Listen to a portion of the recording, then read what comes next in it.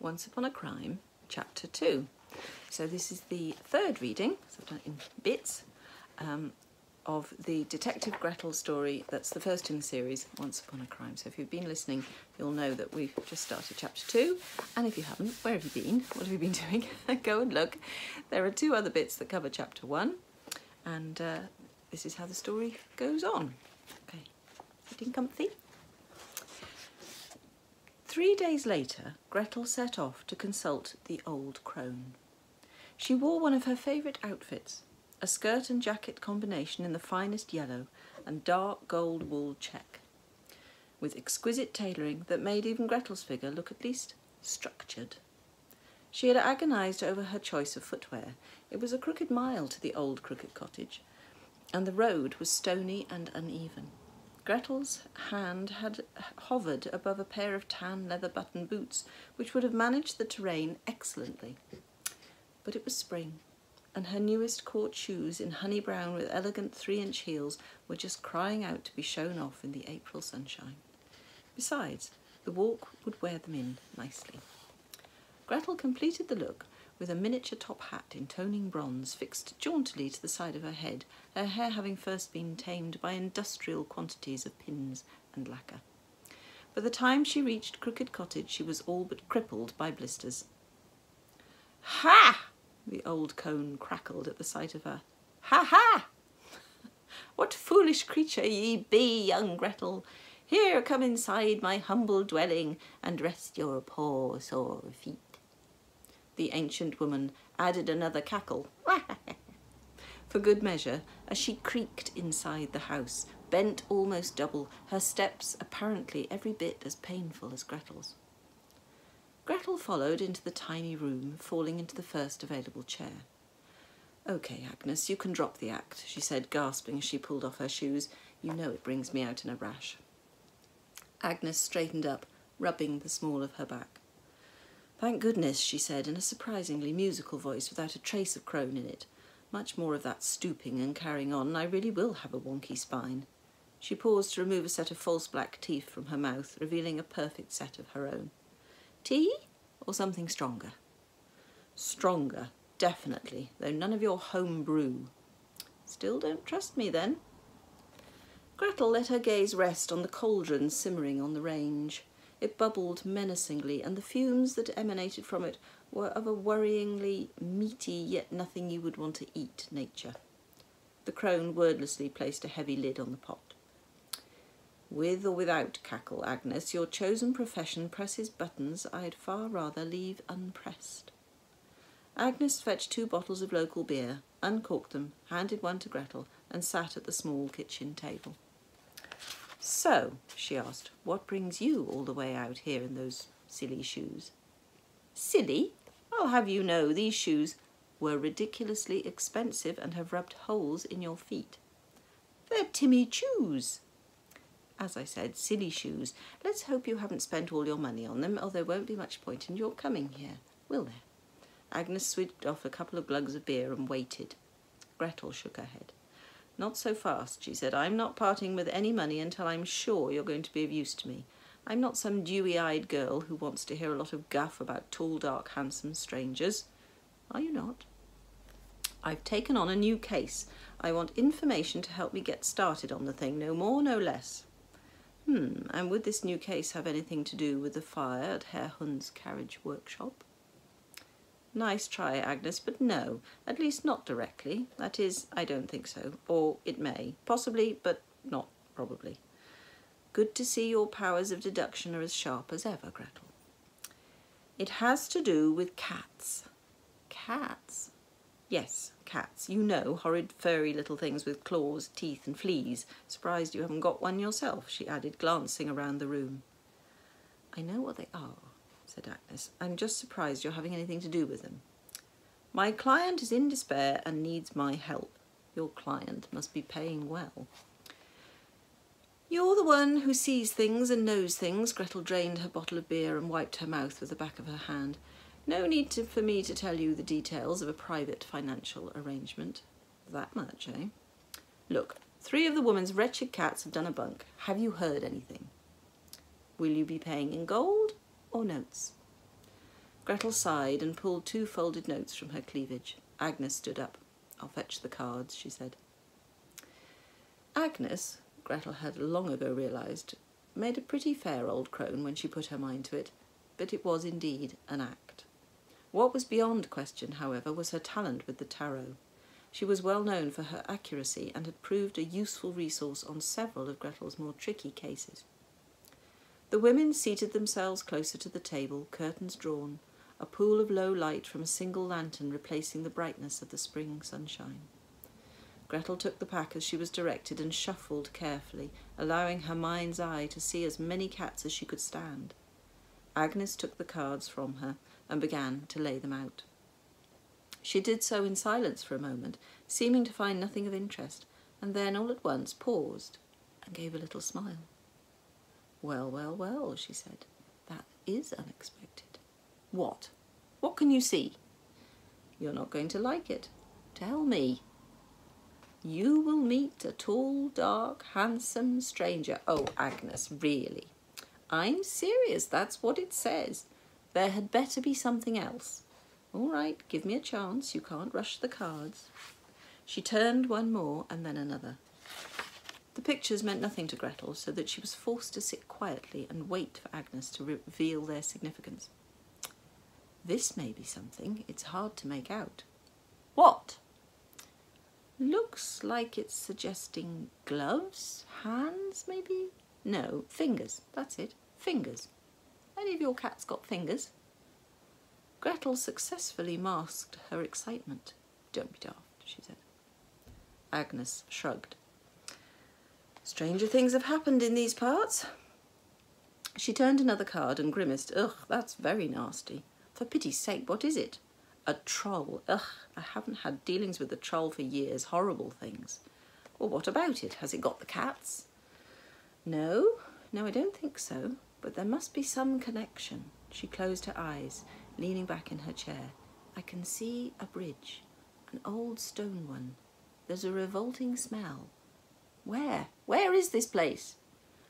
"Not anywhere I'd be in a hurry to visit. Wait a minute, there's a signpost. I can't quite make it out. It's all blurry." "Would another note make it any clearer?" Agnes opened one eye. "Gretel, you're such a cynic." She closed the eye again, screwing up her face in concentration. "Something beginning with F. No, P, that's it. Purr. No good, I can't read the rest." She opened her eyes and refocused on the cards. "There's something here about water." "Well, under a bridge, presumably there is a river." "No, more than that. A lake, perhaps." She sat up straight now, her scrutiny of the cards over. "So there you are. Any help?" Gretel attempted to recap. "Fingers, a stinking troll who lives under a bridge near somewhere beginning with purr, and a lake. It's all a bit vague. Well, don't forget the tall, dark, handsome stranger." "Oh, please. I promise you it's what I saw." "Well," said Gretel, forcing her feet back into her shoes and getting up, "unless he's got the cats, I'm not interested." The journey home was long and uncomfortable, and manageable only because the wads of cotton Agnes had provided stuck into her shoes out of the sides in ludicrous tufts, but at least made Gretel able to walk. The sun was warm, and before she was half a mile from the cottage she was perspiring beneath her tweed jacket, the heat provoking her dormant flea bites into a new bout of irritation. Just when Gretel was thinking that she wasn't charging Frau Habsburg nearly enough for all the effort that she was expending, an empty cart pulled by a chestnut nag appeared from a side lane and joined the road in the direction of town. "Hey, wait a minute," Gretel hobbled after it. "Any chance of a lift?" The rickety vehicle was driven by a rosy-cheeked farmer. Gretel dimly recognised him as one of Hans's sometime drinking companions at the inn. He smiled at her, a gappy grin that emitted a pungent blast of halitosis.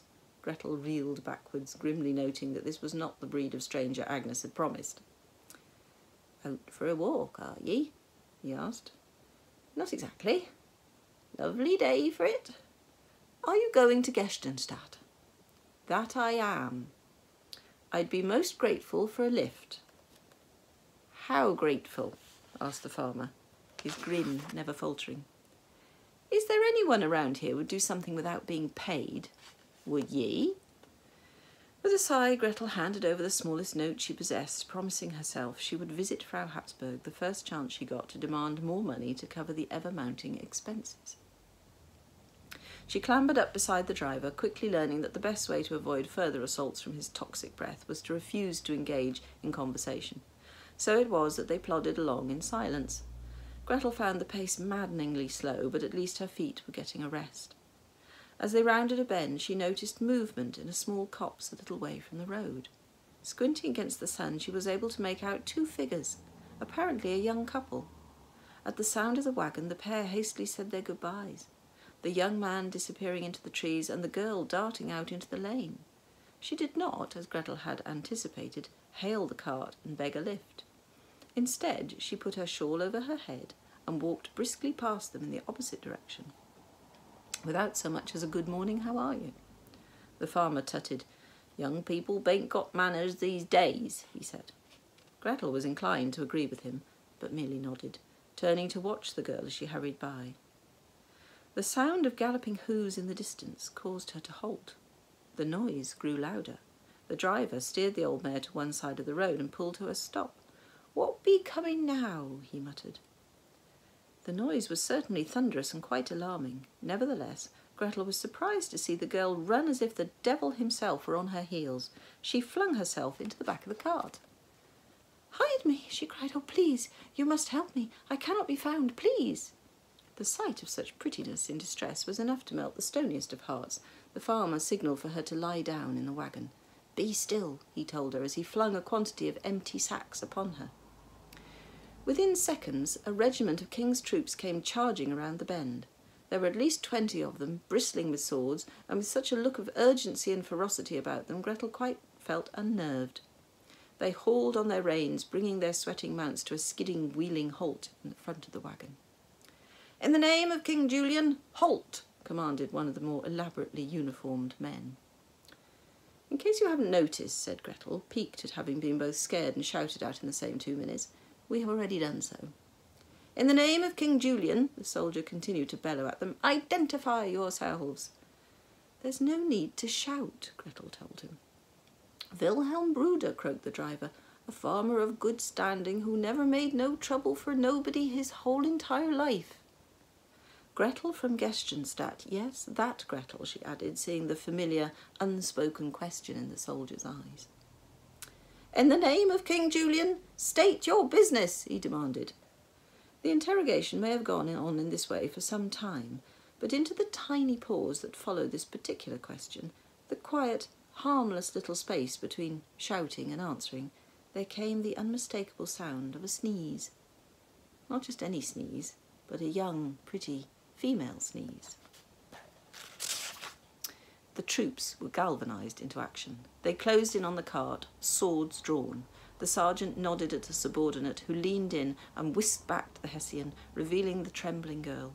Gretel opened her mouth to say something in defence of the frightened young thing, was deprived of the opportunity to be heroic by what happened next. The girl sprang to her feet and flung her arms about the nearest soldier, all the while shrieking and screaming fit to faint. "Oh, thank heavens you've rescued me, my dear father's brave, brave men, come to save me from the heinous villains who stole me away. Oh, I feared I would be murdered horribly or sold, or worse. Oh, my sweet, sweet heroes," she cried, swooning into the embrace of the somewhat startled trooper. "Well, really," Gretel was incensed. It was bad enough being accused of kidnapping by someone she'd been prepared to help, but to be called heinous, particularly while wearing one of her favourite ensembles, it was too much. The farmer had become a quivering pile of jelly. He gibbered incoherently, wringing his hands and letting loose a steaming stream of urine down the left leg of his breeches. "Mercy, oh, have mercy on this poor humble farmer," he snivelled. "We didn't steal her away," Gretel attempted to be the voice of reason in the midst of such overwrought nonsense. "The girl asked us to hide her. She appeared to be terrified of you lot, and I can't say I blame her." "In the name of King Julian," Gretel rolled her eyes, "you will show due respect and deference to the Princess Charlotte," the sergeant yelled. "Princess?" Gretel looked anew at the young woman and saw now the hooked nose, the narrow eyes, and the slight overbite that did indeed have the stamp of the House of Findelberg. Farmer Bruder wailed loudly and produced a stream down the right leg of his breeches. Gretel regarded the pale and winsome face of the princess. She took in the fervent gazes and manly stances of the soldiers. She considered the insubstantial weight of her own words and those of the dissolving farmer against those of the beloved eldest daughter of a king well known for his lack of compassion. She slumped heavily on the hard wooden seat, let out a sigh of resignation, and said very softly, "Ah."